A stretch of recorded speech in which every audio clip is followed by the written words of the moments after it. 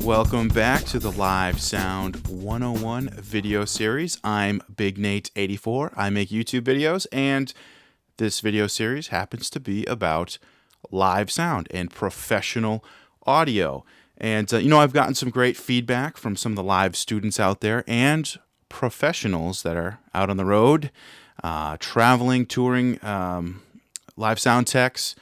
So I just wanted to give you guys some shout outs and let you know that I do read all your comments and I listen to your feedback.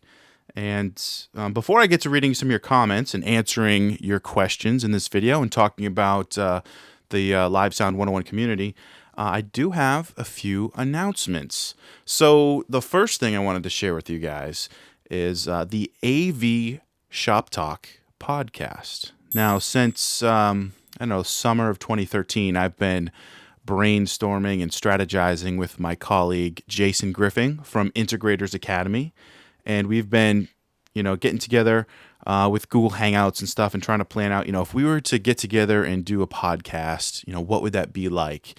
And we came up with AV Shop Talk.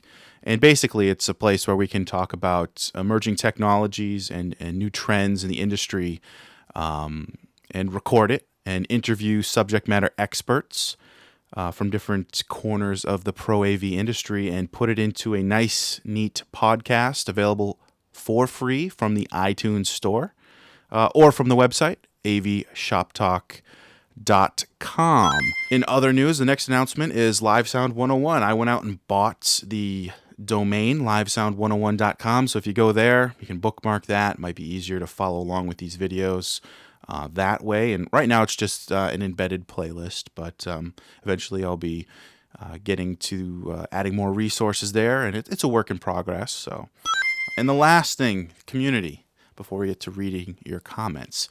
So I started up the Live Sound 101 Google Plus community, and that's a great place to ask questions. It's a great place to network with other live sound professionals and live sound volunteers.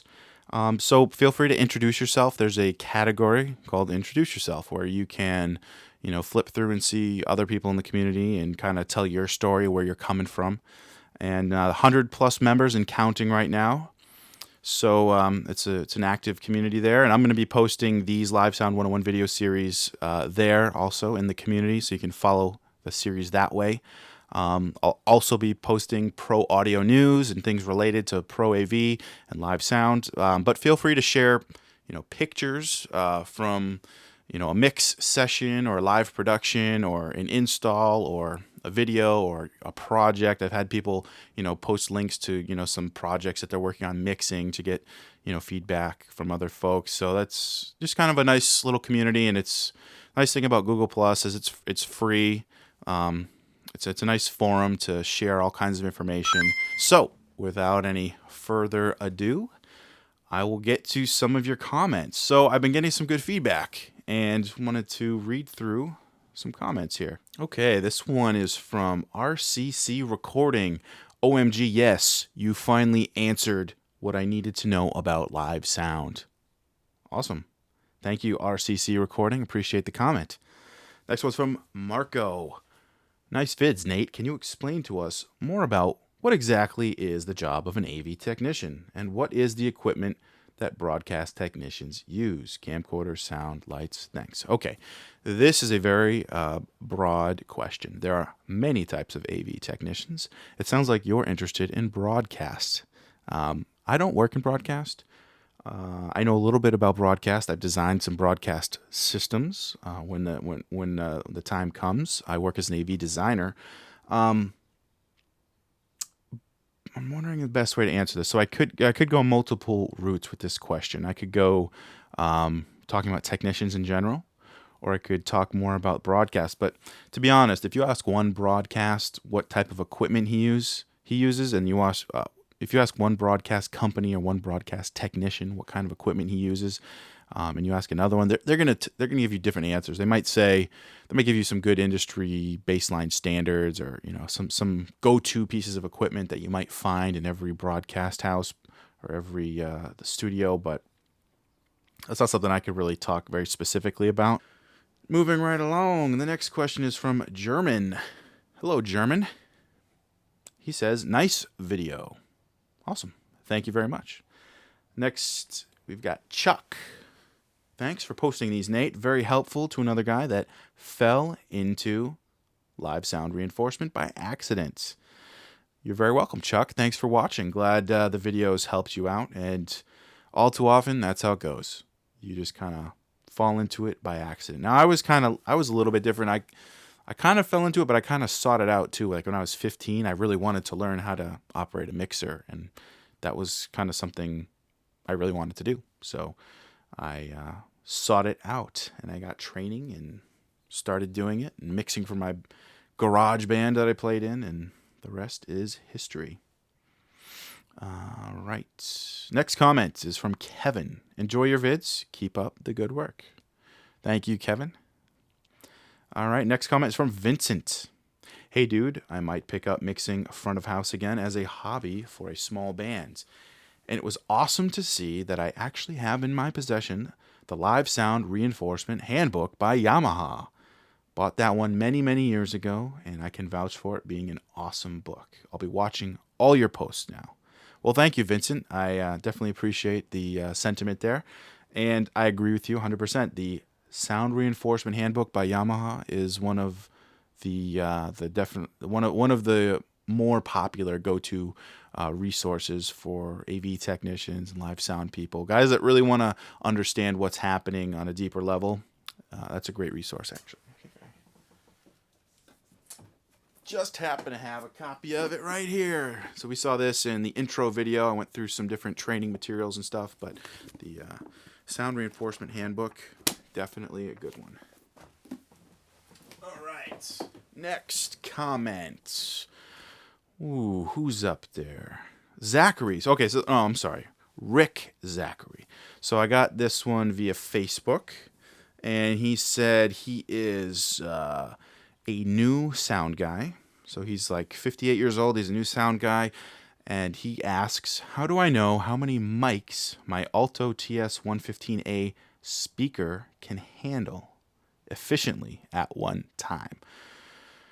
Example, 2 singers, keyboards, 2 amps, mic'd, and he's clueless. Maybe I can get the answer somewhere. Okay, so I'm trying to figure out what you mean to ask. How many mics can this handle? Well, so I looked up the spec sheet, and this is a powered speaker, meaning that it has an amplifier built into it, and I think it can accept 2 inputs. I don't have the spec sheet right in front of me, but I looked it up a couple days ago, and it looked like a powered speaker with 2 mic inputs. So if you had like an iPod and a microphone, maybe for doing karaoke, this would be all you needed. You wouldn't need a mixer. You could just plug into this thing and be off and running. So that's convenient for a certain application. But okay, how many mics can this speaker handle efficiently at one time? So there's 2 routes to go here. One route is how many physical inputs can this thing take, and the answer would be 2. The other route would be how many different signals can you combine there? So let's say you've got one speaker that is basically trying to reproduce sound for bass guitar, electric guitar, keyboards, a couple vocal mics. Depending on the quality of your speaker, you will have some conflicting things going on there. If you're trying to pump too many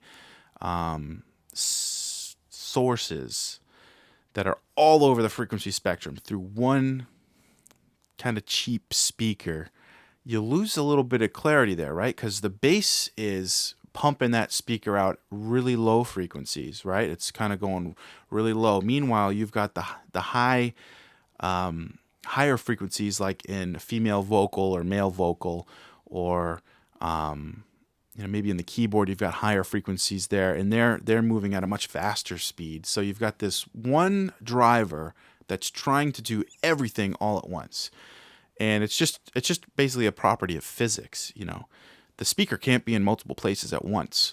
So oftentimes that's why you'll break out the low frequencies into a subwoofer, so the subwoofer could focus on doing bass, and you will, have the high frequencies, or you'll have mid drivers to handle mid, and you'll have tweeters to handle the high frequencies. That's why things are broken up that way.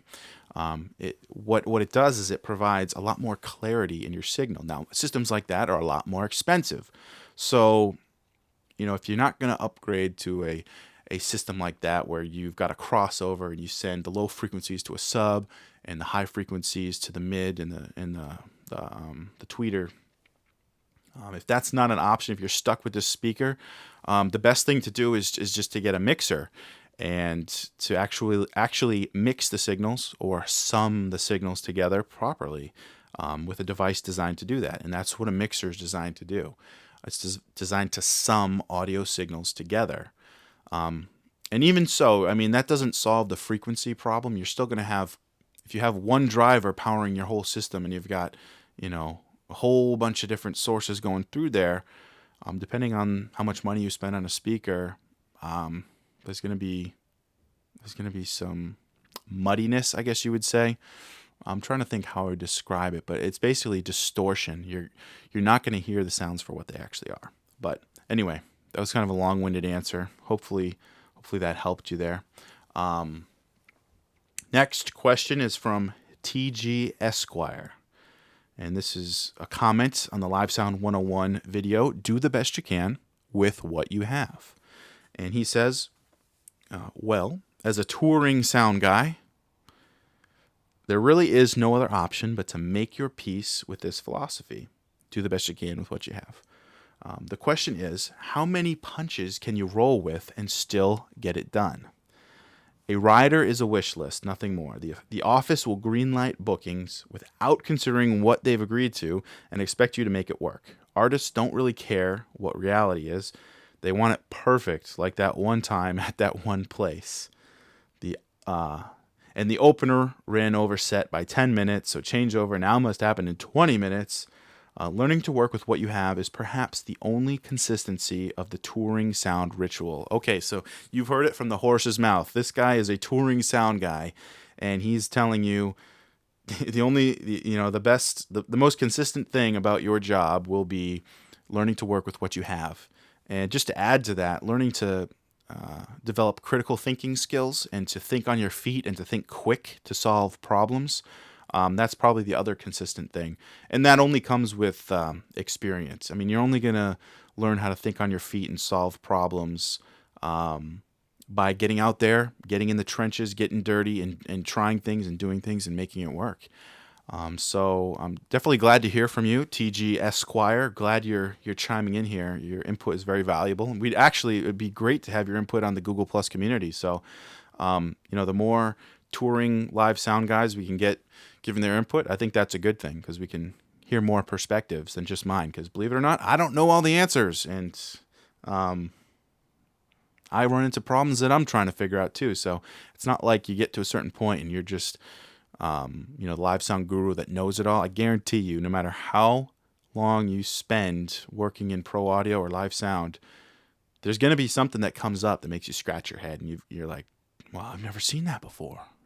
I'm not sure what the solution is. So just goes to show you've got to learn how to think on your feet and roll with the punches.